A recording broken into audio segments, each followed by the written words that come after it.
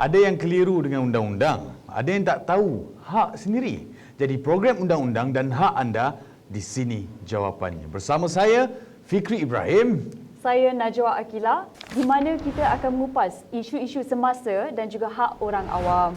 Hari ini Fikri, menarik topik kita ya. Akila pernah tak berhadapan dengan situasi di mana Akila nampak ada orang keretanya ditarik? Oh, saya tak pernah berdepan dengan situasi ini, tapi saya pernah tengok di dalam video yang viral. Ya, betul. Oh, sebenarnya agak Akila, panik ya.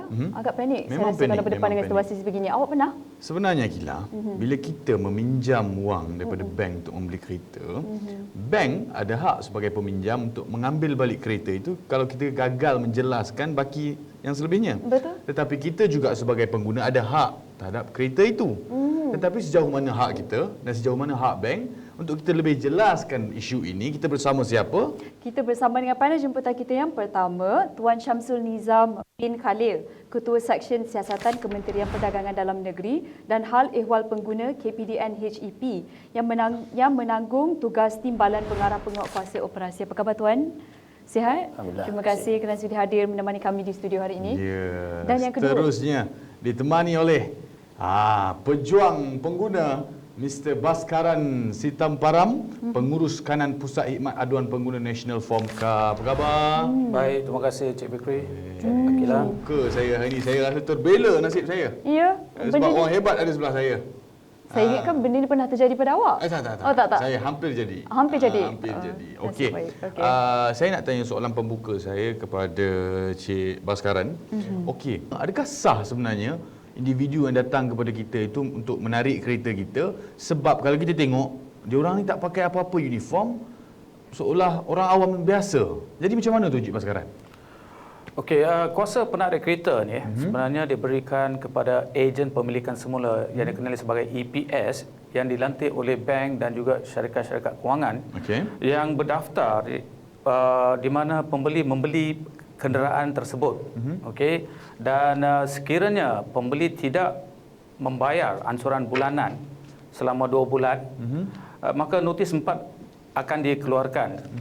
Dan ini adalah mengikut Akta Sewa Beli 1967 dan Peraturan Sewa Beli Permohonan Permit Tata Cara Pemilikan Semula Barangan 2011. Okey. Tapi bagaimana pula dengan kita nak kenal pasti sama ada ejen penarik kereta ini adalah yang sah? Adakah sebarang dokumen perlu dikemukakan? Itu saya nak Tapi saya tambah sikit soalan Akila. Boleh. Sebagai contoh, dia angkat surat ni. Sebagai orang awam, saya rasa surat ni boleh dicetak di mana-mana sahaja dan saya tak yakin dengan penarik kereta itu bahawasanya surat ini adalah surat sah daripada bank menyatakan kereta saya boleh diambil dan saya tak ada hak dah kata kereta saya. Mungkin Tuan Syamsul boleh mengulaskan isu ini? Okey. Seperti mana yang dimaklumkan oleh Tuan Cik Baskaran tadi mengatakan bahawa ejen pemilikan semula ni adalah individu yang diberi kebenaran secara permit di bawah Peraturan Sewa Beli, permohonan permit dan juga Tata Cara Pemilikan Semula Barangan 2011 berkuasa pada 15 Jun 2011 di mana mereka mana-mana pihak individu yang ingin menjalankan tugas-tugas menarik kereta ni yang dilantik oleh pihak bank perlu memiliki suatu permit yang dikeluarkan oleh KPDN HEP. Jadi maknanya mereka yang menjalankan penarikan kereta tanpa permit adalah salah dari segi undang-undang lah.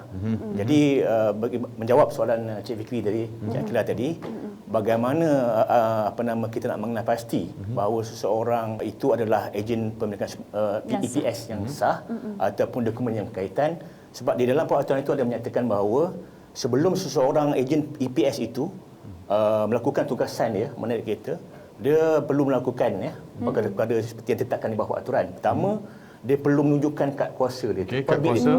Permit itu. Itu yang pertama. Kedua, Kedua, dia perlu tunjukkan kad penalan dia. Kad penalan Ya. selari dengan permit. Selari dengan Sebab permit. kita tak nak nanti permit orang lain kad kuasa. betul. Kad penalan orang lain. Sebab banyak terjadi Benar jadi. kes begitu ya. Ketiga, dia perlu tunjukkan perintah pendidikan semula tu daripada bank ataupun perintah mahkamah. Tiga ni dia perlu tunjukkan kepada tu, kepada penyewa tadi lah ataupun pembeli tadi. Dan tambahan pula, Cik Fikri tanya tadi, macam mana kita nak tahu bahawa Ya. dokumen tu Surat sah yang ke bercetak tidak? tu. Okey, di bawah peraturan 17 peraturan berkenaan menyatakan bahawa mana-mana sebelum kalau sekiranya penyewa nak meragui lah dokumen berkenaan, dia boleh hubungi Pihak bank. bank lah. Menentukan betul ke benda ni lah, supaya kita nak pastikan bahawa mereka yang menjalankan tugasan sebagai EPS ni adalah mereka yang dilantik oleh bank, dan juga mereka itu kuasa untuk melakukan pendidikan semula itu dibenarkan di bawah undang-undang. Undang-undang. Wah. Tapi itu kan, jelasan yang sangat jelas. Tapi bagi saya tak adil lah. Misal kata, walaupun kita tak bayar satu jumlah yang penuh atas kereta tu, bagi saya tak adil lah kalau tiba-tiba dia nak tarik walaupun kita baru 2 bulan tak bayar. Jadi macam mana Encik Baskaran? Sebenarnya berapa lama tempoh untuk proses penarikan semula tu diambil? Di bawah Akta Sewa Beli 1967, kalau kita beli sesebuah kenderaan daripada bank atau syarikat kewangan, kenderaan tersebut adalah sebenarnya milik bank, dan ini dia dinilai sebagai pemunya lah. Tapi Okey? sejauh mana hak kita?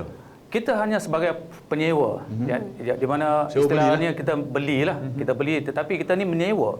Selagi kita belum menjelaskan bayaran sepenuhnya, kita sebenarnya tidak mempunyai hak sepenuhnya terhadap kenderaan tersebut.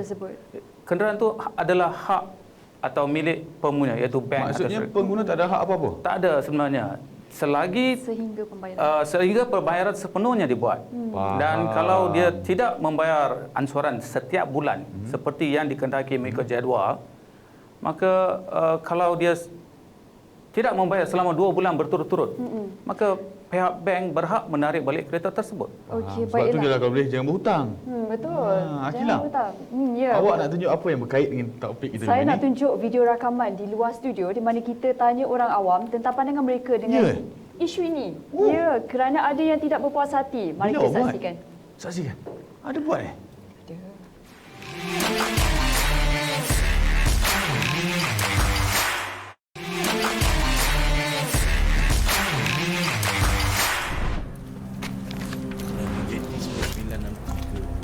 Panggil bang. Betul eh?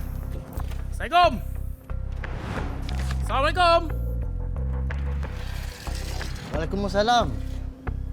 Bang, keluar kejap bang. Kenapa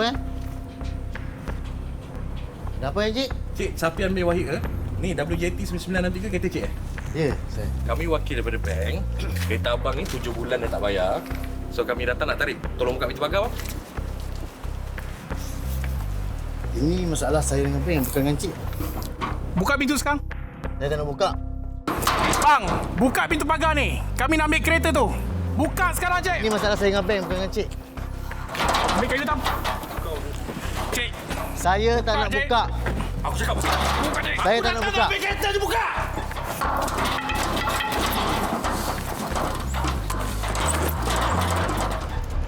Saya rasa penarikan kereta yang secara paksaan macam tu memang sangat tak patutlah. Pasal ini, I think tak boleh lah. Because kalau nak tarik kereta saya, mestilah bagi saya notis untuk tarik kereta saya. Bagi saya tahu dulu kenapa kereta saya kena tarik. Saya rasa tak patut sebab bank akan keluarkan notis tentang penarikan kereta tu. So bagi saya pihak ketiga ni saya sangat tak setuju dan tak patut. Setahu saya kan, kalaulah orang tu nak, ejen tu nak tarik kereta kan, setahu saya tak boleh pada hari cuti umum. Siapa yang bagi kuasa untuk dorang tarik kereta ni sesuka hati? Nak tarik kereta tak boleh lah. Time kita tengah keluar dengan anak-anak, bini semua, tengah keluar Sabtu Ahad, tiba-tiba you datang, you nak tarik kereta. Lepas tu tarik dengan menggunakan kekerasan pula kan. Kereta, aset saya, private punya. Kalau nak tarik, tak ada notis, mana saya boleh bagi orang tarik. Saya rasa tak ada orang pun nak kereta dia ditarik. Mungkin dorang ada masalah dorang masing-masing sebab-sebab tertentu. masalah kewangan. So, bagi saya sangat tak setuju dan benda ni sangat tak patut. Isu penarikan kereta bukan lagi isu yang asing di Malaysia. Seperti ramai orang tahu, sesiapa sahaja yang gagal membayar hutang kepada bank, pasti penarikan kereta ini akan terjadi. Tetapi, siapa yang melantik ejen penarikan kereta? Bolehkah ejen penarikan kereta ini menarik kereta tanpa menunjukkan dokumen ataupun surat pelantikan daripada pihak bank? Dan kadang-kadang kekerasan juga digunakan semasa penarikan kereta. Bolehkah macam tu? Baiklah, itulah video rakaman di luar studio yang kita dapat saksikan. Pelbagai persepsi masyarakat je tentang isu ini. Saya nak ujarkan soalan ini kepada Tuan Syamsul. Apa yang akan terjadi kepada kenderaan setelah kenderaan tersebut ditarik oleh ejen penarik kereta? Sebelum saya menjawab soalan Cik Fikri dengan Cik Akila ni, di dalam peraturan undang-undang di bawah Akta 1997 ada menetapkan prosedur dan juga peraturan yang perlu dipatuhi oleh semua pemunya ataupun pemilik kewangan. Di bawah Seksyen 16 menetapkan bahawa dalam keadaan mana bahawa pemilikan semula ini boleh dilakukan. Pertamanya ialah berlakunya kemungkinan pembayaran selama 2 kali berturut-turut. 2 bulan berturut-turut. 2 bulan, 60 hari. Berturut-turut. Sekiranya pembayaran itu tidak melebihi 70% daripada nilai jualan tu. Kalau 70% tak jelas lagi, 2 bulan sangkut, kemudian dia boleh melakukan pemilikan semula. Membolehkan pemilikan semula dilakukan oleh pemunya lah ataupun pihak bank lah. Pertama. Yang kedua ialah di mana apabila penaikan balik boleh lakukan walaupun dah bayar 70% penilai, tetapi dengan syarat dengan melalui perintah mahkamah. Mana kata hari ini, sebab hari ini ialah yang saya beritahu yang pertama tadi, kalau sekiranya berlakunya kemungkinan 2 bulan berturut-turut dengan syarat bahawa pembayaran itu tidak melebihi 70% penilai harga jualan kereta tu. Okey, itu dia boleh tarik balik. Maaf tuan, 70 ataupun 75%? 75%. 75%. Yang kedua, walaupun dia dah bayar 75%, penaikan semula boleh lakukan juga, tetapi dengan perintah mahkamah. Sebab apa tu? Kerana kita nak melindungi pengguna lah. Sebab apa? 75% hari ini, lagi 2-3 bulan pun berlaku, dia tarik juga. Dah habis kan? Jadi maknanya ada satu elemen, ada perlindungan lah kepada penyewa ni bahawa hari ini kalau 2-3 bulan lagi tak bayar, nak habis bayar, dia tak boleh tarik. Betul. Maksudnya sekarang ni dia kena betul dapatkan perintah mahkamah lah. Itu maksudnya antara lah dari segi pindaan pada undang-undang ni, supaya untuk memberi ruang kepada penyewa lah untuk dia melunaskan tunggakan tu. Tapi bagi Cik Baskaran, Cik rasa adil ke tak hak pengguna kita di Malaysia? Dari segi macam Cik Baskaran cakap tadi, kita sebenarnya tak ada apa-apa hak pun bila kita membuat pinjaman daripada bank, tetapi kita sebenarnya telah menjelaskan jumlah yang sedikit, mungkin deposit pertama dan beberapa bulan, tetapi langsung seolah kita tak ada hak. Dia ambil terus, ada masa dia lelong terus. Cik Fikri, kita bila kita buat perjanjian tu, kita memang kita menyewa sebenarnya. Jadi walaupun kita dah membayar deposit dan sebagainya, dan setiap bulan kita membayar, kalau kita engkar membayar atau kita tidak menjelaskan ansuran, maka pihak bank boleh bertindak. Namun seperti yang Tuan Syamsul dah beritahu tadi, kalau kita dah jelaskan 75% daripada kos kereta atau pinjaman tersebut, maka bank perlu mendapatkan perintah mahkamah supaya mereka boleh menarik kereta. Ini seperti yang Tuan Syamsul memberitahu tadi, ini adalah satu perlindungan kepada para pengguna, kerana para pengguna sudah membayar dan mereka juga walaupun dalam kesusahan mereka membayar setiap bulan.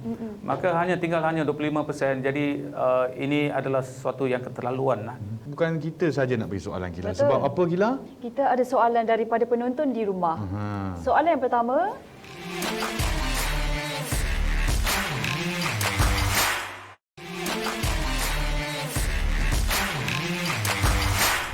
Kalau kereta saya ditarik, saya tidak dapat membayar dalam tempoh ditentukan. Boleh tak saya kemukakan rayuan?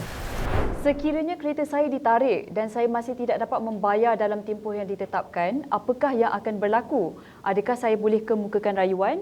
Saya ujarkan soalan ini kepada Tuan Syamsul. Apabila berlakunya kegagalan pembayaran yang seperti mana saya bagi tahu sebelum ini, makna kata bank akan mengeluarkan jadual keempat. Notis keempat, jadual keempat di mana niat dia untuk menarik kereta itu kepada pembeli dalam masa 21 hari. 21 hari. Makna kata 3 minggu lah, bukan 3 minggu tu di sebelah hari diberikan notis kepada penyewa supaya dia memaklumkan dalam notis tu bahawa ada berlaku berapa dia punya harga, berapa tertunggak baki yang kita bayar. Okey. Di bawah peraturan pemilikan semula 2011 juga menyatakan bahawa dalam masa 21 hari itu kena lagi beri satu notis lagi mengingatkan penyewa ni bahawa you masih lagi tak bayar. Jadi maksudnya ada dua notis. Ada dua, maksudnya notis yang akan dikeluarkan oleh memang betul-betul pengguna untuk membantu dia. Pembeli. Di situ untuk menunjukkan bahawa notis yang mencukupi diberi kepada penyewa supaya memaklumkan kepada berhubung dengan bahawa sekiranya tak kegagalan membayar dalam 21 hari ini, bank boleh ditarik balik. Saya ingin mentambah lagi sedikit. Silakan. Seperti yang Tuan Samsul beritahu tadi, jadi pihak bank akan menghantar notis 1 dan notis 2 ikut jadual keempat. Jadi adalah menjadi tanggungjawab seorang pembeli atau pengguna untuk memaklumkan kepada pihak bank sekiranya mereka berpindah rumah. Supaya bila mereka berpindah rumah, pihak bank akan menghantar kepada alamat yang terakhir di mana yang mengikut dalam akta jual beli itu. Jadi pihak pembeli atau pengguna perlu memaklumkan kepada pihak bank alamat yang terbaru sekiranya berpindah rumah supaya notis itu akan sampai. Betul. Saya nak teruskan dengan soalan kedua kepada Cik Baskaran. Adakah kenderaan saya yang ditarik, berapa lama masa diberikan kepada saya untuk selesaikan tunggakan sebelum lelongan berlaku dan apa yang boleh saya lakukan? Okey, kita ada lebih kurang tempoh selama 21 hari selepas ditarik di mana notis kelima atau jadual kelima akan dikeluarkan.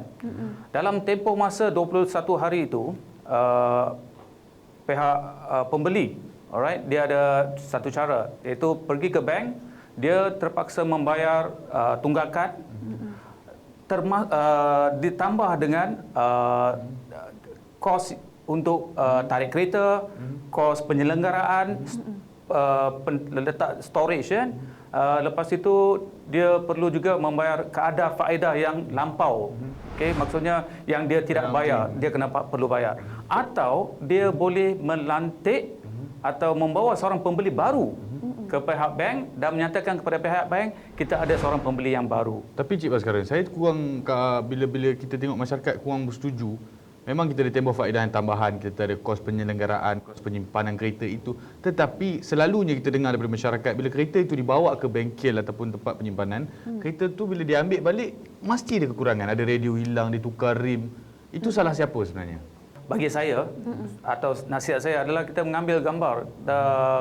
Kan sekarang teknologi moden, kita boleh menggunakan handphone kita ambil gambar apa barangan yang masih lagi ada di dalam. Ya, buka bonet, ambil gambar. Jadi sekiranya ada hak lah. Ya, kita ada hak. Jadi kalau sekiranya berlaku situasi di mana mungkin ada benda yang hilang daripada kita boleh tunjuk bukti sebelum pemilikan penarikan oleh EPS ni keadaannya begini, sekarangnya begini. So kita boleh mengajukan isu ni kepada pihak bank yang menarik kereta tersebut. Yang melantik pihak ketiga ni untuk menarik kereta tersebut. Ya, faham. Tapi bagaimana pula dengan waktu operasi? Penarikan kereta ni, boleh ke tarik kereta pada cuti umum, boleh ke tarik kereta selepas pukul 9 malam ataupun macam mana? Ya. Terima kasih Fikri. Okey. Seperti mana saya beritahu tadi bahawa di dalam peraturan sewa beli pemilikan semula kenderaan 2011 menetapkan bahawa waktu masa yang dibenarkan untuk melakukan penarikan semula adalah pukul 9 pagi hingga 9 malam setiap hari. Setiap hari, Setiap hari. Sabtu dan Ahad. Termasuk Sabtu dan Ahad. Cuti umum sama. Cumanya etika. Cumanya lokasi di mana kenderaan itu boleh tarik balik dalam rumah? ada. Itu saya nak bagi tahu tambah sikitlah. Bahawa di dalam sebab EPS ini pemegang permit ejen pemegang semula ni, dia dalam etika kod, kita ada etika mereka, bahawa salah satu ni adalah mereka tidak dibenarkan untuk melakukan pendidikan semula dalam premis persendirian. Mana kata dia tak boleh masuk tanpa kebenaran. Walaupun masih pemilik. Baru pemilik tu tadi, tanpa kebenaran pemilik. Maksudnya dia nak masuk dengan kebenaran lah. Jadi kalau macam tadi kita tengok video tadi, memang tak benarkan, salah. Okey, Cik, jelas sikit. Misal katalah dia keluar daripada premis dia, orang tu tahan di tepi jalan. Boleh ke tu? Dibenarkan ke? Sekiranya dia keluar daripada premis dia, tak ada masalah. Tak ada masalah. Oh, so dibawa kereta? Okey, Maksud dari segi itu ialah dalam premis persendirian. Okey. Apa maksud premis persendirian? Maksudnya rumah peribadi, rumah persendirian. Rumah kita dalam kondo, dalam ada Tak kira lah dalam kawalan bentuk. pengawal kan. Maknanya selain daripada itu dia boleh ambil. Public, tempat awam dan sebagainya. Cumanya itulah supaya kita kawalan supaya nak pastikan bahawa tak nak kita berlaku sebelum ini di mana orang masuk rumah secara paksa dan sebagainya. Sebab sekiranya itu berlaku akan menjadi kesalahan jenayah pula di bawah. Apatah lagi polis. kekerasan yang digunakan. Saya nak sambung soalan kepada Encik Baskaran. Encik, setuju ataupun tidak sebenarnya kepada pemilik EPS ni, yang pegang permit EPS ni, sepatutnya kita pakaikan dia satu uniform supaya sebagai masyarakat bila tengok dia orang ni kita tak rasa takut sangat. Itu adalah satu carangan yang baik supaya kita kenal pastilah. Sebab kalau tengokkan salah seorang orang yang diinterview dalam TV tadi oleh Cik Akila, dia nyatakan bahawa orang yang datang EPS ni dengan gaya yang macam gangster. Jadi menakutkan, menggerunkan.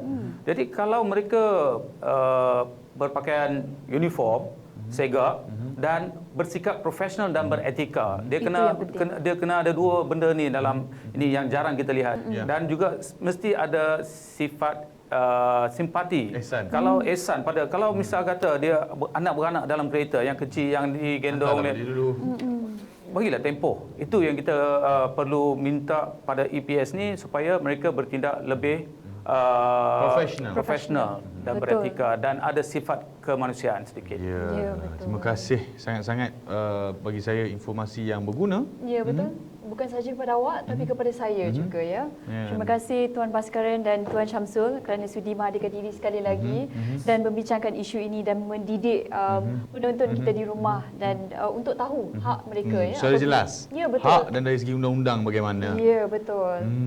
Jadi saya Fikri Ibrahim mengundurkan diri. Dan saya Najwa Akila, sehingga jumpa lagi. Assalamualaikum.